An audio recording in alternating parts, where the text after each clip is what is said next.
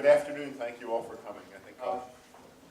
I am just a couple days away from finishing a new book on the future of healthcare in America. It's been different from the books I've written previously, and hasn't been a lot of fun to write because the situation that we're in is very grim. So I'd like to begin just with telling you a bit about what I'm writing. I don't know whether you're familiar with these statistics. If not, you should be. We spend more per capita on healthcare than any people in the world by a huge margin. If I were to show you a bar graph of the NATO countries and how much is spent per capita, we're off the charts. Our line is, there's nothing that comes close. And yet in every measure of health outcomes, we are at the bottom compared to every developed country. We rank somewhere with Serbia.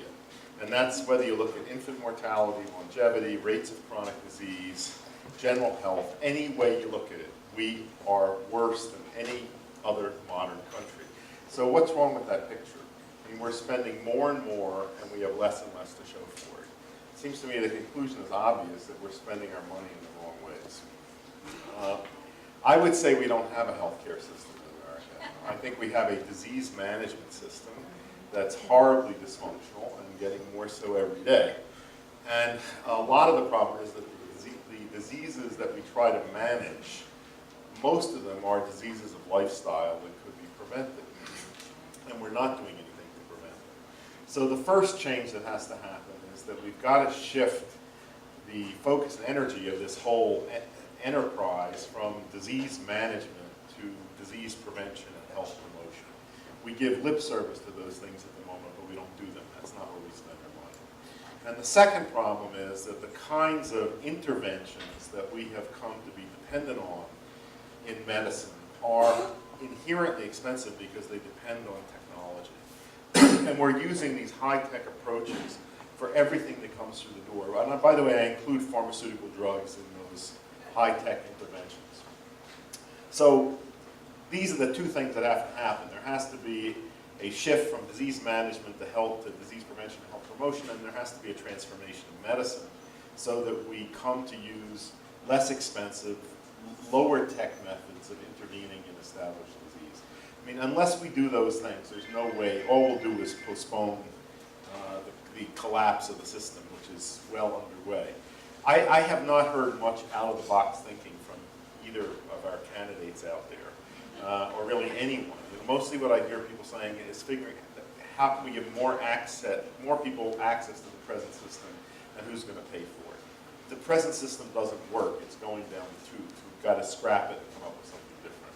And I would also say, I feel very strongly about this, that a free democratic society must guarantee basic health care to all of its citizens. And that's just a given. It's just like you guarantee basic safety and security, you guarantee basic access to health care. The amount of administrative waste that we have in our system currently is so vast, and it's because of this incredible fragmentation of so many different companies, so many different ways of billing. If we cleared that up, and this is one of the strongest arguments for a national system of health care, the amount of money that would be saved just there would pay for giving everybody access to basic coverage. So, those are just some general ideas. But let me talk about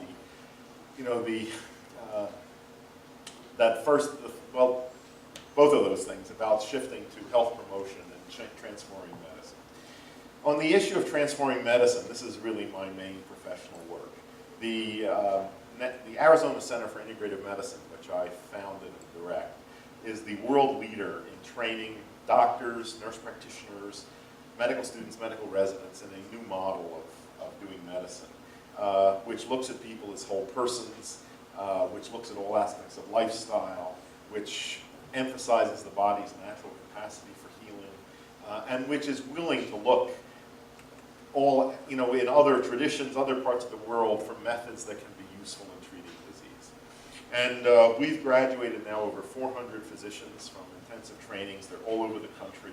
You can find a practitioner by going to our university's website and finding graduates near you. There's no question in my mind that this is the future of medicine. And it's going to be driven now not by consumer demand, which is very strong, but by hard economics. Because, as I said, the real promise of integrative medicine is that it can bring lower cost treatments into the mainstream. that produce outcomes that are as good or better than those of conventional medicine. I'll just give you a couple of examples. Part of our integrated medicine curriculum is nutrition and relationship between diet and health. I got 0 instruction on that at Harvard Medical School. That is still not included in conventional medical education. As a result of that, my interest in nutrition in our clinic at the University of Arizona and doctors that I train often use dietary change as a primary therapeutic strategy. Before you think of doing anything else. I see incredible results from doing that. One example. I can't tell you how many patients I've seen over the years have had chronic sinus conditions. Some of them have had 7 sinus surgeries with no improvement. I mean, why did they keep doing them? And they're dependent on cycles of antibiotics and steroids. And you tell these people, see what happens as an experiment if you strictly eliminate cow's milk and all products made from cow's milk from your diet for 6 to 8 weeks. A very high percentage of people have dramatic improvement in symptoms, often to the point that they can dispense with all medication. And the first thing they ask is, why didn't the doctor ever tell me this? Because doctors weren't taught this in their medical education. I can't tell you how many people I have put on supplemental fish oil, 2 to 3 grams a day, because the most serious nutritional deficiency in our population is omega-3 fatty acids. By the way, also very relevant to skin health and beauty. Dramatic improvement, sometimes very quickly, not only in physical health, but in mental and emotional health. There is, especially in kids with autistic disorders, attention deficit hyperactivity disorder, adults with depression, people with bipolar disorder, dramatic improvement from fish oil supplementation. That is beginning to get, the mainstream medical community is beginning to pick up on that, but it has been very slow in coming. Those are examples of what I mean about using dietary change as a primary therapeutic strategy. Over the years, something else other than diet, I'm one of the rare doctors who teaches patients how to breathe and has long recommended simple breathing techniques.